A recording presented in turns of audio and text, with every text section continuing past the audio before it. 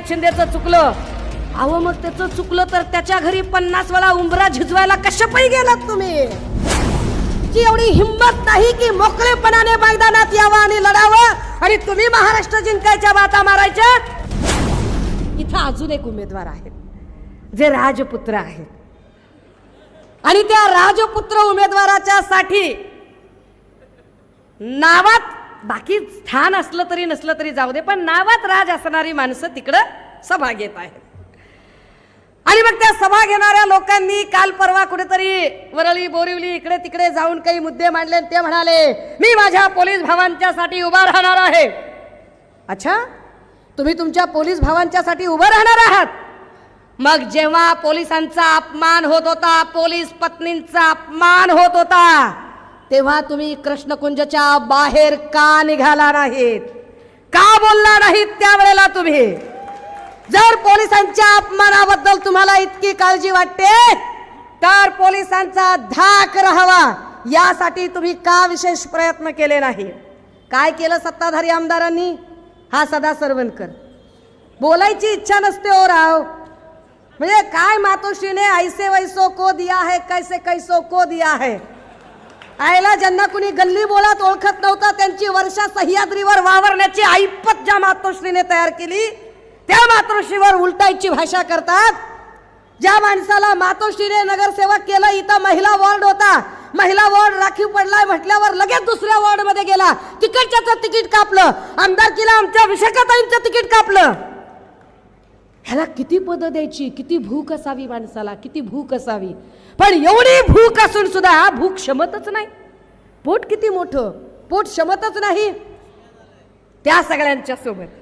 बरं, त्या सदा सरवणकरने जेव्हा हवेत गोळीबार केला तेव्हा कृष्णकुंजवाल्यांना का आठवण आली नाही बरं की लॉ अँड ऑर्डर बिघडत आहे हा आणि सदा सरवणकरच्या विरोधात तुम्ही गुन्हा दाखल केला पाहिजे?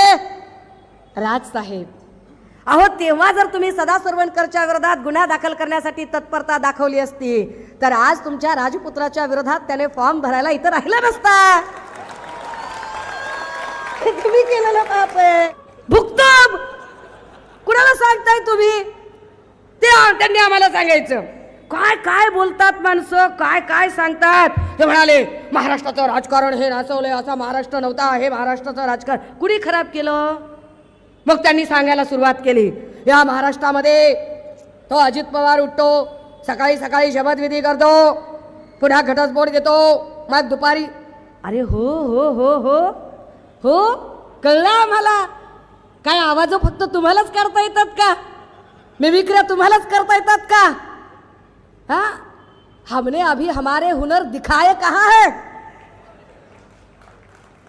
अरे दादा, तुम्हाला जर एवढं वाटत होतं की महाराष्ट्राचं राजकारण फार रसातळाला गेलेलं आहे आणि अजित पवारांचा पहाटेचा शपथविधी तुम्हाला खटकलेला आहे, दुपारचाही शपथविधी तुम्हाला खटकलेला आहे, तर हा शपथविधी ज्या माणसामुळे झाला, हा शपथविधी ज्या माणसामुळे झाला, जो माणूस आधी निवडणुकीच्या आधी सांगत होता 70,000 करोड का अस्सीच्या एका घोटाळा, जो माणूस इथे सांगत होता 70,000 कोटीचा घोटाळा केलेल्या अजित पवारला तर आम्ही सत्तेत आल्यावर चक्की पीसिंग पीसिंग अँड पीसिंग. अहो तोच माणूस पहाट पहाट किसिंग किसिंग अँड किसिंग करत होता. त्याच्यावर तुम्हाला बोलायचं सुचत नाही का? अजित पवारवर बोलायचं सुचतंय तुम्हाला, पण देवेंद्र फडणवीसांवर तुमची मेहरबानी कशासाठी? काय ईडीची नोटीस वाचवण्यासाठी? म्हणजे आम्ही काय इतकेही दूधखोळे नाहीत, आम्ही काय धोत्रावर इन करत नाही का डोसक्याला गोड तेल लावत नाही. आम्हाला बी कळतंय की राव की तुमचं नेमकं काय चाललंय आणि काय नाही ते. महाराष्ट्राचं राजकारण रसातळाला चाललंय. होय, महाराष्ट्राचं राजकारण रसातळाला चाललंय. कुणी कुठेही जातो, कुणी कुठेही येतो, कुणी कुणाचं चिन्ह पळवतो. अच्छा, खरंच तुम्हाला असं वाटतंय कुणी कुणाचं चिन्ह पळवतो वगैरे आणि हे वाईट वाटतंय तुम्हाला? आवराज दादा, अव तुम्हाला जर एवढं वाईट वाटत असेल तर मग ते चिन्ह पळवून गद्दारी करून कपट कारस्थान करून, जसं तुम्ही मुलाखतीत म्हणताय की मी कुणाचं काही पळवलेलं नाही, एकनाथ शिंदेचं चुकलं, अहो मग त्याचं चुकलं तर त्याच्या घरी 50 वेळा उंबरा झिजवायला कशापायी गेलात तुम्ही? कशापायी? फक्त एवढ्यासाठी की तुमच्या राजपुत्राला इथं बिनविरोध लढता यावं म्हणून तुमच्या एका जागेसाठी सगळ्या जागेवरच्या मनसैनिकांचा बळी देऊन तुम्ही एक जागा वाचवायचा प्रयत्न करता आणि तुम्हाला वाटतं की तुम्हाला फार कळतं आणि तुम्हालाच महाराष्ट्राचा अभ्यास आहे. हे आव्हान बंद करा. ते सांगताहेत फक्त एकदा माझ्या हातात सत्ता द्या, फक्त एकदा. किती दिवस झाले, किती दिवस झाले देवा. हजारों ख्वाहिशें ऐसी है कि हर ख्वाहिश पर दाम निकले.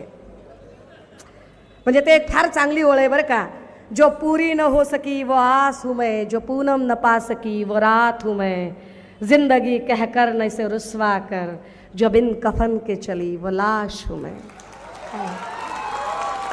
किती वेळा म्हणायचं की मला महाराष्ट्राची सत्ता द्या, मी बदलतो. दादा अहो तुम्हाला महाराष्ट्राची सत्ता बी द्यायचं ठरवू.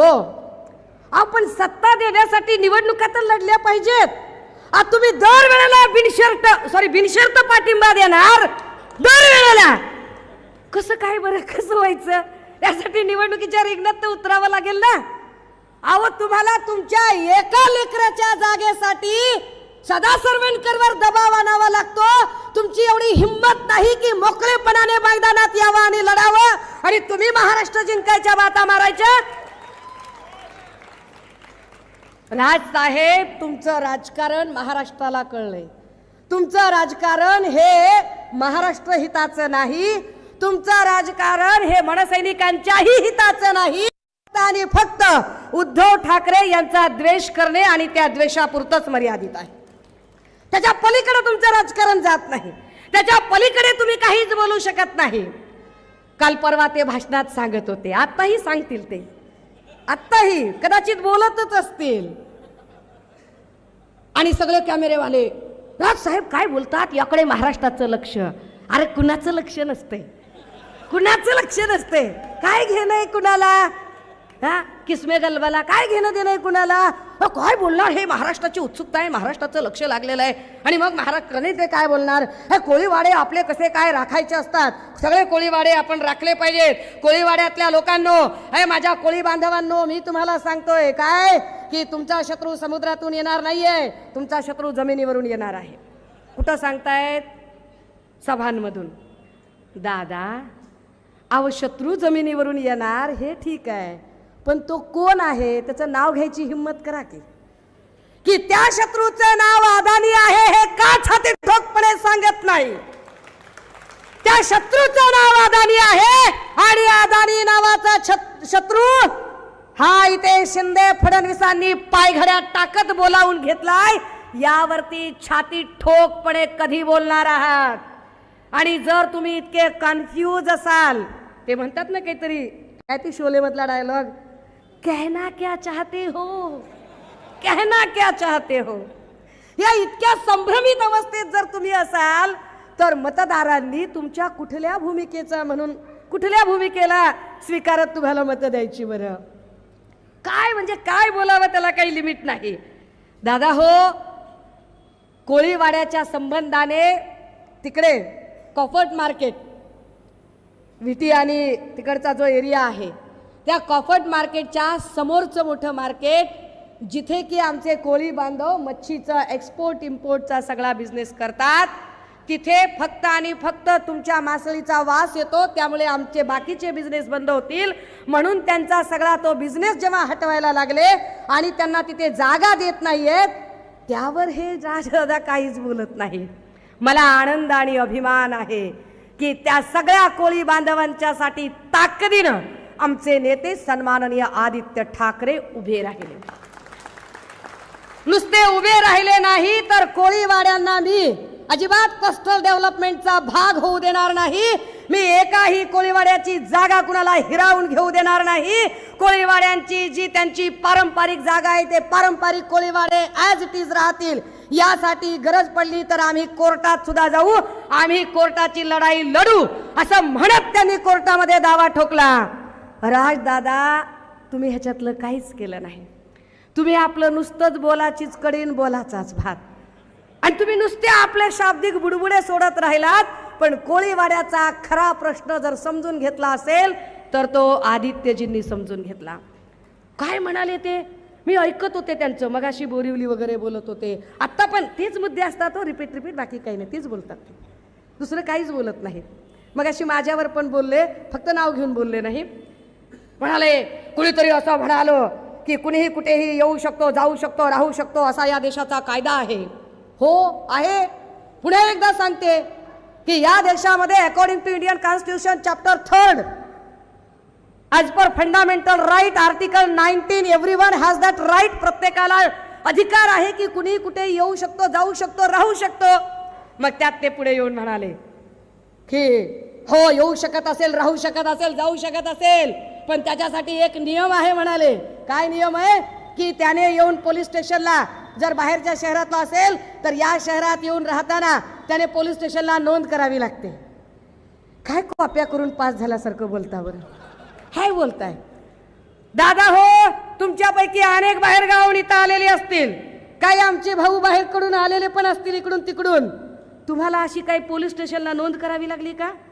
अरे पोलीस स्टेशनला नोंद कुणाला करावी लागते? ती गुन्हेगारांना करावी लागते.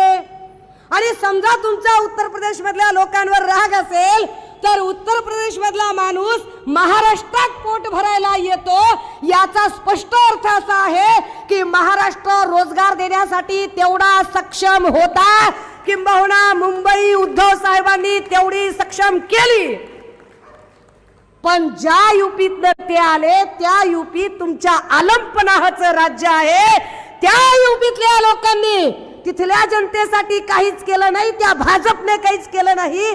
यावर बोला की एकदा. ह्याच्यावर ते काहीच बोलत नाही, याच्यावर त्यांना बोलावंसंच वाटत नाही. मग त्यांनी अजून एक मुद्दा काढला. ते म्हणाले पोलिसांवर आमचा 100% विश्वास आहे. मग पोलिसांवर हल्ले होताना गप्प का आहात? कोण गप्प आहे? कोण गप्प आहे पोलिसांवर हल्ले होताना? पुण्यामध्ये पोलीस अधिकाऱ्यावर कोयता गँगने वार केला. कुठे होतात मिस्टर राज आपण? जेव्हा कोयता गँगने पोलीस अधिकाऱ्यांवर वार केला त्यावेळेला कोण बोलायला आलं तिथे? मग ते म्हणाले एक आंदोलन दाखवा तुमचं, एक आंदोलन. जे काही केलं ते मनसेनं केलं. कोणतं आंदोलन केलं तुम्ही? मूळ धारावीकरांना विस्थापित करण्याचा डाव जेव्हा अदानीने घातला त्यावेळेला त्या मूळ धारावीकरांच्या मदतीला तुम्ही कधीतरी धावून गेलात का? मूळ धारावीकरांच्या मदतीला धावून गेले ते पक्षप्रमुख सन्मान्य उद्धव बाळासाहेब ठाकरे. तुम्ही नाहीत धावून गेला. जेव्हा बदलापूरचं आंदोलन झालं आणि बदलापूरमध्ये आमच्या सगळ्या पालकांवरती लाठी हल्ले झाले, वामन म्हात्रे सारखा एक फडतूस माणूस आमच्या महिला पत्रकार भगिनीबद्दल अर्वाच्य पद्धतीने बोलला आणि त्याच्यावरती पोलीस कंप्लेंट झाली पाहिजे म्हणून 7 तास मी पोलीस स्टेशनला उन्हात थांबले होते. तेव्हा तुम्ही नव्हतात राजदादा तिथे. तेव्हा माझा शिवसैनिक लढत होता रस्त्यावर. तेव्हा तुम्ही नव्हतात. तुम्ही बोललाच नाहीत की अरे तो आपटे अजूनही सापडत का नाही, यावर तुम्ही एका चकार शब्दाने बोलला नाहीत. जेव्हा तिथे आमच्या छत्रपती शिवरायांचा पुतळा पडला, महाराष्ट्राचा आराध्य, आमच्या श्वासाश्वासात, आमच्या धमन्या धमन्यामध्ये, रक्ताच्या थेंबात थेंबामध्ये ज्या छत्रपती शिवरायांचा वसा आणि वारसा आहे, त्या शिवरायांचा पुतळा पडला तेव्हा राजसाहेब आदल्या दिवशी तुम्ही आदित्य दादांना बघितलं आणि मग तुम्हाला अचानक जाग आली आणि मग तुम्ही तिकडे जायला प्रस्थान केलं. पण तिथलं आंदोलन, तो प्रश्न उचलला तो आमचा निष्ठावंत शिलेदार आमदार वैभव नाईक यांनी. तुम्ही नव्हतात तिथे. तुम्ही कुठल्या आंदोलनाबद्दल बोलताय? मग ते म्हणाले मी टोल नाका बंद केला. अरे काय? कुठला टोल नाका बंद केला? जर हिम्मत असेल तर मुंबई नाशिक मार्गावरचे टोल नाके बंद करून दाखवा. जर हिम्मत असेल तर पुणे बेंगलोर, मुंबई बेंगलोर हायवेवरचे सगळे टोल नाके बंद करून दाखवा. मग आम्ही तुमची पाठ थोपटतो आणि आम्ही पण तुमच्या सोबत येतो. कुणाला उगाचच हुशार क्या, उगाच मिशीवर तांदूळ ठेवून क्या खाए तो बिरयानी खाए, ऐसे नहीं जमता भैया, ऐसे नहीं जमता. आपको अगर लगता होगा कि लोगों को नहीं समझता और मैं ऐसे लोगों को येडा बनाऊंगा, तो लोग येडे बनने को बिलकुल तयार नाही आहे. महाराष्ट्राची जनता, इथला शिवसैनिक जागरूक आहे, सजग आहे. त्याला चांगलं काय वाईट काय कळतं. आणि होय, तुमच्या राजपुत्राबद्दल अर्थात अमित ठाकरे यांच्याबद्दल आमच्या मनात सदिच्छा आहेत, फार सदिच्छा आहेत. त्यांचं चांगलंच व्हावं, पण त्यांचं चांगलं व्हावं ही सदिच्छा बाळगणं वेगळं आणि माहीम मतदारसंघाचा विकास होण्यासाठी एक दमदार सक्षम नेतृत्व मागणं ही भूमिका मांडणं वेगळं.